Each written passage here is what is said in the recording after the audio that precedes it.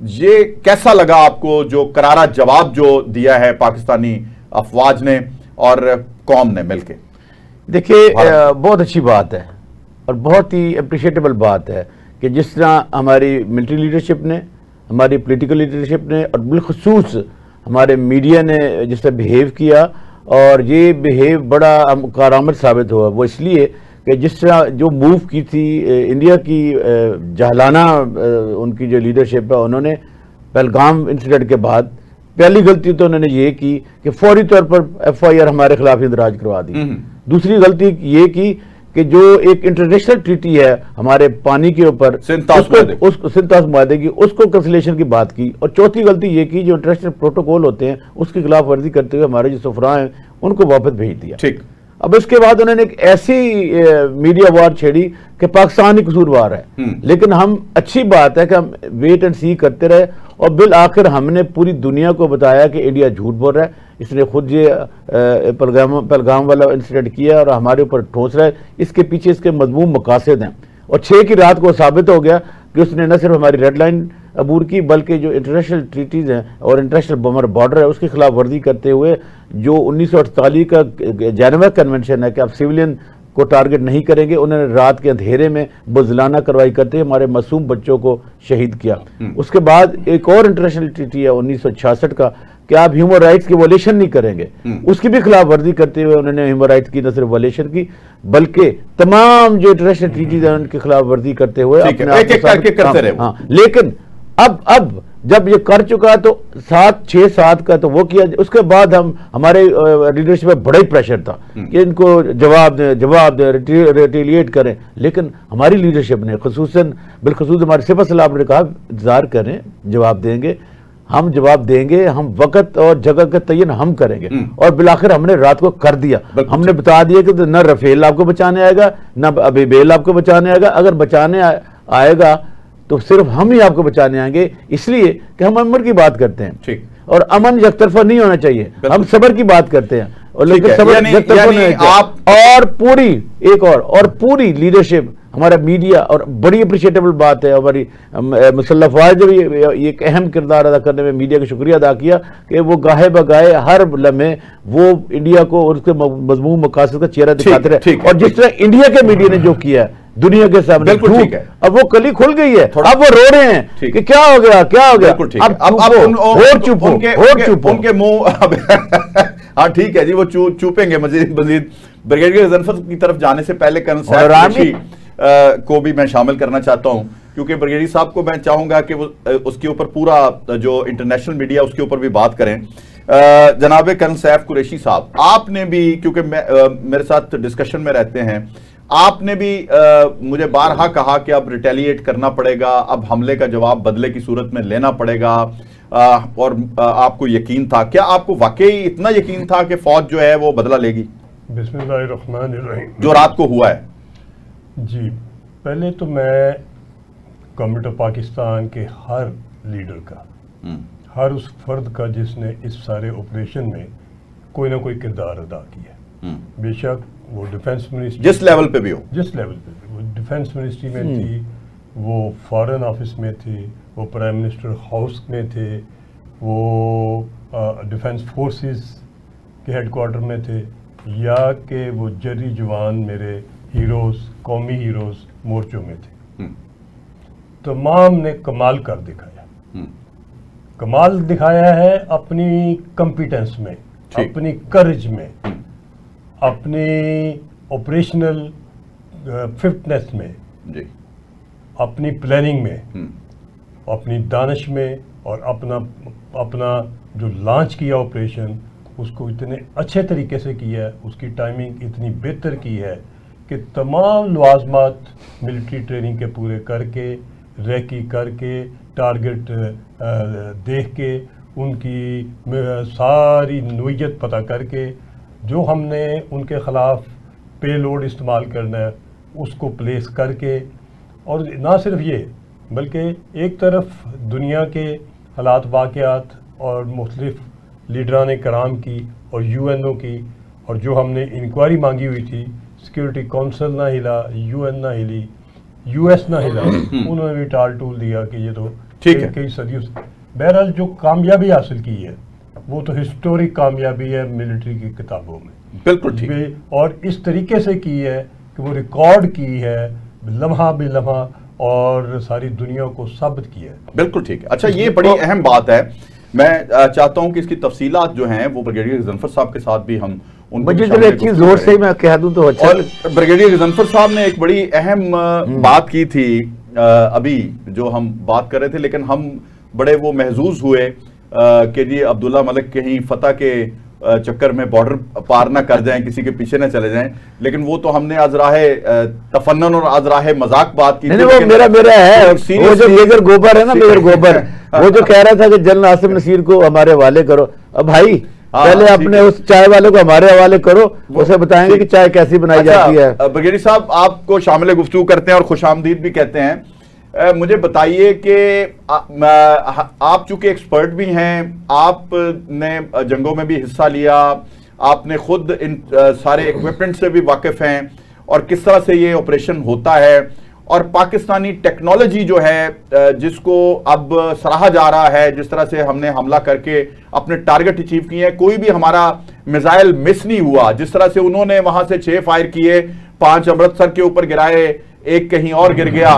तो मुझे बताइए इससे आप कौम को क्या बताना चाहेंगे, आपके पास क्या इंफॉर्मेशन हैं ओवरऑल? बहुत शुक्रिया। बिस्मिल्लाहिर्रहमानिर्रहीम। शब्जी साहब, जो उन्होंने अमृतसर के ऊपर गिराया ना, वो तो उन्होंने इंटेंशनली गिराया, क्योंकि वो सिखों को ये मैसेज भेजना चाहते थे कि पाकिस्तान आपके ऊपर हमला कर रहा है। वो इंटेंशन था, वो उन्होंने कोई गलती से नहीं किया। लेकिन कल आपने देखा मिसफायर नहीं हुआ। ISPR ने प्रेस कॉन्फ्रेंस में उसकी फ्लाइट भी बता दी, उसका रेडियंट भी बता दिया, उसके सिग्नेचर्स भी बता दिए कि ये इंडिया ने फायर किया था सिखों को पाकिस्तान के खिलाफ करने के लिए। क्योंकि पाकिस्तान ने जब इंडिया के खिलाफ वीजे शीजे की पाबंदी लगाई है, उसमें आपने याद है उन्होंने कहा कि सिखों के खिलाफ हम पाबंदी नहीं लगा। बिल्कुल ऐसा ही है। तो ये तो बात उसको इस तरह रख लीजिएगा। दूसरी बात जो है, अब आप तक अभी आप सुबह से हम सब टीवी देख रहे हैं और अभी हमको पता चल गया, आपको भी पता चल गया कि पाकिस्तान ने कौन कौन से एयर बेसिस पे हमला किया है, कौन कौन से टारगेट्स पे हमला किया है और किस तरह उन्होंने हैंडल किया है। अब इसको अगर आप टोटल उधमपुर एयरफील्ड हो या आदमपुर एयरफील्ड हो, हलवाड़ा हो, बठिंडा हो, या उनकी उड़ी सप्लाई डिपो हो, या राजौरी के अंदर जो उनका रॉ का जो दहशतगर्दों को ट्रेनिंग कैंप था वो हो, ब्रह्मोस मिसाइल की साइट हो।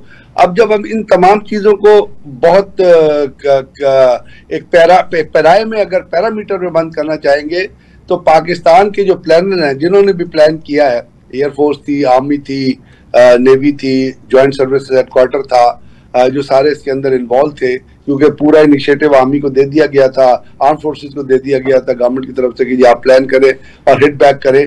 तो इसके अंदर देखिए पाकिस्तान ने 3 चीजों को मद्देनजर रखा है जो अमूमन इस कॉम्पोजिशन में किया नहीं जाता है। पहला है जो स्ट्रेटेजिक टारगेट्स है। बिल्कुल, आपका उधमपुर एयरफील्ड वो एक बहुत बड़ा स्ट्रेटेजिक टारगेट है।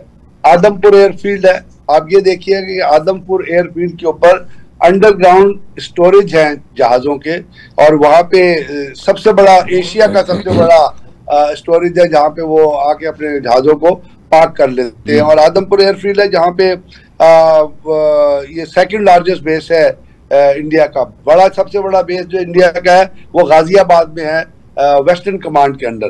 तो यहाँ पे इंडिया उनके MiG-29, MiG-21 और उसके बाद MiG-29 UPG जिनको उन्होंने कन्वर्ट किया था, जो न्यूक्लियर वॉरहेड कैरी कर सकते हैं, तो वो यहाँ पे स्टेशन होते हैं। इसी तरह उधमपुर एयरफील्ड है, और उधमपुर एयरफील्ड की भी वही सिग्निफिकेंस है कि यहाँ पे MiG-27 का स्क्वाड्रन होता है, जिसको स्क्वाड्रन 2, और इसके बाद 3 स्क्वाड्रन यहाँ पर होते हैं। स्क्वाड्रन 2 है, एक स्क्वाड्रन 9 है और एक स्क्वाड्रन 118 होता है, जो MiG-27 ML को ऑपरेट करते हैं। सही। अब यहाँ पे न्यूक्लियर वेपन स्टोरेज भी है, यानी न्यूक्लियर वेपन का एक स्टोरेज है जो यहाँ पे मौजूद है, और उसकी रिपोर्ट, उसके सिग्नेचर भी पाकिस्तान को थे। इसी तरह आप सरसा पे चले जाएं, इसी तरह आप सूरतगढ़ के चले जाएं, और पाकिस्तान ने, मैं अब आपको पहले भी मैं ये कह रहा था कि पाकिस्तान को वही मेथोडोलॉजी इस्तेमाल करनी चाहिए इस अटैक के लिए जो इंडिया ने हमारे ऊपर इम्पोज किया है। अच्छा। ड्रोन की सूरत में, मिसाइल्स की सूरत में उन्होंने 2 चीजें इस्तेमाल की, एयर पार की सूरत में हमने भी ये 3 चीजें इस्तेमाल की है। हम सूरतगढ़ से शुरू हुए, उन्होंने इंटरनेशनल बॉर्डर क्रॉस किया था, हमने सूरतगढ़ में इंटरनेशनल बॉर्डर क्रॉस किया, हमने सिरसा में इंटरनेशनल बॉर्डर क्रॉस किया, हमने आदमपुर में इंटरनेशनल बॉर्डर क्रॉस किया, क्योंकि आदमपुर जो है वो पंजाब के होशियारपुर से और इसके पंजाब की सेंट्रल लोकेशन के ऊपर आता है। फिर हम नीचे आ गए लाइन ऑफ कंट्रोल के ऊपर, हमने पठानकोट पे हम गए, हम उधमपुर एयरबेस पे गए और उसके साथ साथ उड़ी में, ये हमने स्ट्रेटेजिक टारगेट थी। फिर हमने टैक्टिकल टारगेट्स पिकअप किए और टैक्टिकल टावर सबसे बड़ा स्ट्रेटेजिक टारगेट था बर्मा, जो ये है ना जो बर्मोस मिसाइल जो 800 किलोमीटर पे जो चलते हैं, जिसपे इंडिया को बड़ा नाज था। और ये भी याद रखिएगा कि पाकिस्तान ने कहा था कि इंडस वाटर ट्रीटी कैंसिल करके इंडिया ने हमारे ऊपर आबी दहशतगर्दी की है, बिल्कुल आबी दहशतगर्दी थी। अब ये ब्रह्मोस मिसाइल जो है ना, इसका नाम इंडिया ने डिवाइस किया है ब्रह्मपुत्रा रिवर से, यानी पानी के रिवर्स पे मिसाइल का नाम रखा है। तो हमने उस पानी के मिसाइल को भी हटकर पानी के नाम पे जो मिसाइल रखा था उसकी साइड को भी हमने हट किया। तो ये तो स्ट्रेटेजिक टारगेट आपने ले लिए, बिल्कुल ठीक, जो इंडिया को बहुत नुकसान पहुंचाएंगे। फिर आपने S-400 को ले लिया, उसके बाद हम जो 1.5 बिलियन का टोटल वो एसेट था जिसको हमने उधमपुर एयरपोर्ट पे डिसाइड किया। फिर आए टैक्टिकल टारगेट्स पे, जो उड़ी का जो बेस डिपो है, उसके बाद जो पोस्टें हैं, जो गन पोजीशंस हैं, जो कश्मीर के अंदर, वो हमने टैक्टिकली उन चीजों को हैंडल किया। और एक मैं हमेशा से कहता आया था और मैंने बहुत दफा सजेस्ट भी किया था, दो बहुत बड़े ट्रेनिंग कैंप्स हैं जहां पे ये दहशतगर्दों को ट्रेन करते हैं। एक जिसको पाकिस्तान ने राजौरी में हिट किया, ये राजौरी शहर से कोई 20 किलोमीटर बाहर मेन रोड के ऊपर ये कैंप ये कैंप है। और दूसरा एक गुजरात काठियावाड़ के इलाके में। अब ये जो ट्रेनिंग कैंप है जिसको पाकिस्तान ने हिट किया है, यहाँ पे पाकिस्तान में लॉन्च करने के लिए सिर्फ दहशतगर्द ट्रेन नहीं होते, यहाँ पे इंडिया में जो दहशतगर्दी की वारदातें होती है उसके भी ऑपरेटर्स यहाँ ट्रेन किए जाते हैं। और जो पुलवामा में जो अटैक हुआ था, उसमें जो लड़का जिसने वो काम किया था वो राजौरी का रहने वाला था। वो इसी ट्रेनिंग कैंप में ट्रेनिंग दी थी। इस ट्रेनिंग कैंप में डॉक्टर अल्लाह नजर भी रहा है, इस ट्रेनिंग कैंप में जावेद मैंगल के लोग भी रहे, इस ट्रेनिंग कैंप में हरबियार मरी के लोग भी रहे, इस ट्रेनिंग कैंप में जो है वो अपना बरमदाद बुख्ती के ये जो बेसिक पर्सन टाइप लोग होते हैं ना, तो आधे इधर आ जाते हैं, आधे गुजरात में आ जाते हैं वहां ट्रेनिंग। तो पाकिस्तान ने उस इंटेलिजेंस वैल्यू के उस टारगेट पे, ठीक है, यहाँ जरा रुकिए, मैं जरा कर्नल साहब को शामिल करूं। कर्नल साहब, सारी इंफॉर्मेशन जो है अपना बैकग्राउंड की और फ्यूचर की भी, जिस तरह से पाकिस्तान ने जहां जहां हिट किया, ब्रिगेडियर साहब ने बड़ी तफसील के साथ जो है हमें इन्फॉर्म किया और यकीनन हम सब देख रहे हैं और सारा आ रहा है। मुझे ये बताइए कि कर्नल साहब, अगर आप इसको डिप्लोमेटिकली देखें, इसको मीडिया फेयर वॉर जिसको कहते हैं उसके तनाजुर में देखें, जो इंडिया पाकिस्तान को दबाव में ला रहा था, हमें वो इतना वीक, फाइनेंशियली वीक दिखा रहा था, हमें वो जो है दिफा के तौर पे भी हमें बहुत माजूल वो दिखा रहा था, माजूर दिखा रहा था। लेकिन जो ही हम हमलावर हुए हैं तो वो उनकी तोपें भी खामोश हो गई हैं, उनके मुंह भी खामोश हो गए हैं। अब वो खामोशी से हिंदू पता नहीं क्या कर रहा होगा। अब इस पे जरा बताइए कि आप क्या कहते हैं। जी, मैं अर्ज करता हूँ। पहली बात तो ये कि मिनिस्ट्री ऑफ डिफेंस इंडिया, उनकी स्पोक्स पर्सन कर्नल सोफिया जी, उसकी प्रेस कॉन्फ्रेंस की डिटेल्स कम्युनिकेट हो गई हैं जी, मुझे भी मिल गई हैं रिकॉर्डेड। उन्होंने सीज फायर मांग लिया, शिकस्त तस्लीम कर ली अभी। जी बिल्कुल, जंग का ये फेज हम हिस्टोरिकली जीत गए। कमाल है जी, ये तो मुबारकबाद है।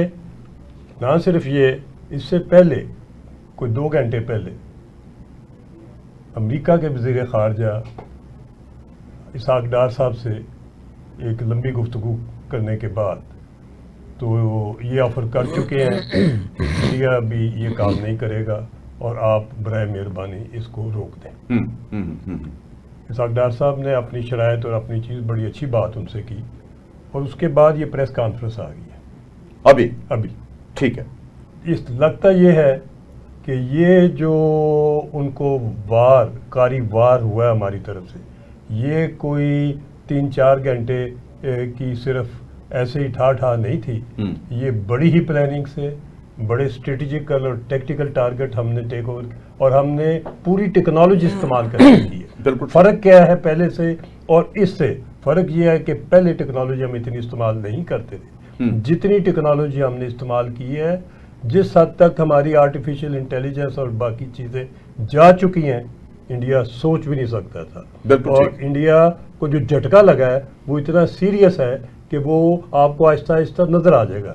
एक बात और मैं अर्ज करूं, जी जरूर, इंडिया के पास सबसे डेंजरस वेपन उसकी एंटी एयरक्राफ्ट S-400 था जो उसने रशिया से लिया। उसी एयरपोर्ट के ऊपर जहां जिस जगह पे भी लगा हुआ था उसको न्यूट्रलाइज भी किया, डिस्ट्रॉय भी किया। बिल्कुल ठीक है, बिल्कुल ठीक है। वो इस काबिल नहीं रहा कि उसके बाद हमारे मिसाइल किसी को भी वो रोक सके। दुरुस्त, बिल्कुल ठीक है।